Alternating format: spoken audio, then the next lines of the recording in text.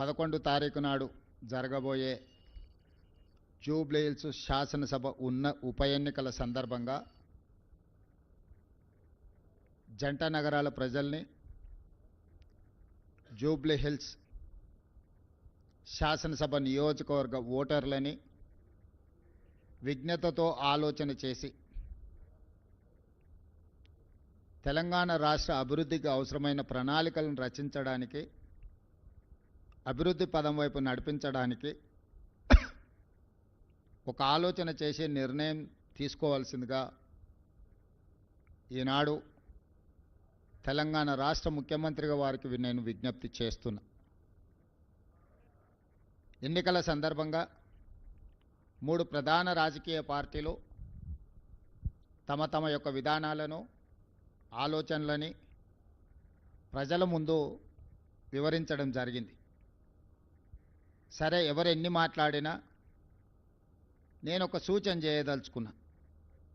ముఖ్యంగా Jubilee hills శాసనసభ నియోజకవర్గ ఓటర్ మహాశైలకు 2004 నుంచి 2014 వరకు 10 సంవత్సరాలు తెలంగాణ రాష్ట్రంలో కానీ కేంద్రంలో కానీ కాంగ్రెస్ పార్టీ అధికారంలో ఉన్నది.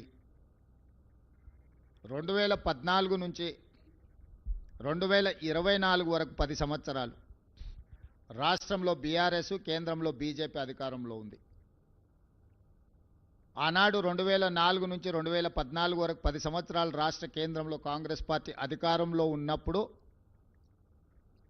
హైదరాబాద్ నగర అభివృద్ధి, హైదరాబాద్ నగరం ఏ విధంగా గ్రోత్ ఇంజన్గా ముందుకు సాగిందో 2014 నుంచి 2024 వరకు బీఆర్ఎస్, బీజేపీ ప్రభుత్వాలు తీసుకున్న నిర్ణయాలు, చేసిన అభివృద్ధి ఏంటి అనేది పోల్చి చూసి అంచనా వేసి ఈరోజు మీరు ఓటు వేయాల్సిందిగా నేను ఓటర్లకు విజ్ఞప్తి చేస్తున్నా.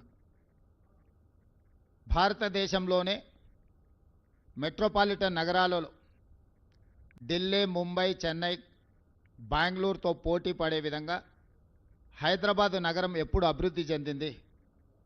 తెలంగాణ రాష్ట్రం ఏర్పడ్డ రోజు 16,000 కోట్ల రూపాయల మిగులు బడ్జెట్తో ఈ తెలంగాణ రాష్ట్రాన్ని, హైదరాబాద్ నగరాన్ని కల్వకుంట్ల చంద్రశేఖరరావు గారికి కాంగ్రెస్ పార్టీ అప్పగించడం జరిగింది.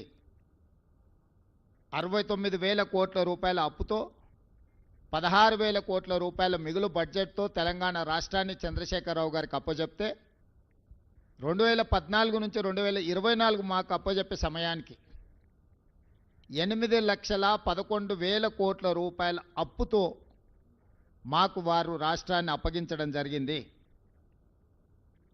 ఆనాడు కాంగ్రెస్ పార్టీ అధికారంలో ఉన్నప్పుడు ఈరోజు కనిపిస్తున్న అభివృద్ధి మొత్తం తెలంగాణ రాష్ట్రాన్ని ఆర్థికంగా నిలబెట్టి ప్రపంచ ముఖచిత్ర పటంలో గుర్తింపు తీసుకొచ్చిన ప్రాజెక్టులన్నీ కూడా ఈ నగరంలో నిర్మించినవి కాంగ్రెస్ పార్టీ రాష్ట్రంలో, కేంద్రంలో అధికారంలో ఉన్నప్పుడు.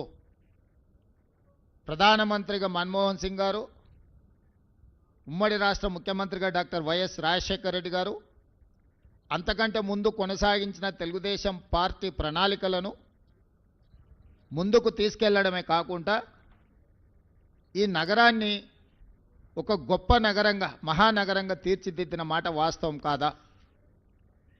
ఈనాడు కనిపిస్తున్న హైదరాబాదు నగరంలో ఉన్న hi-tech city, outer ring road, అంతర్జాతీయ airport, metro rail, Krishna Godavari జలాల తాగునీటి పథకాల ప్రణాళికలు, అదేవిధంగా విద్యకు సంబంధించి ఒక నాలెడ్జ్ హబ్గా తయారు చేయాలని ఐఎస్బి, నల్సర్ యూనివర్సిటీ, IIIT ఇట్లాంటి గొప్ప విద్యా సంస్థల్ని ఆనాడు కాంగ్రెస్ పార్టీ ఈ రాష్ట్రానికి, నగరానికి తీసుకొచ్చింది.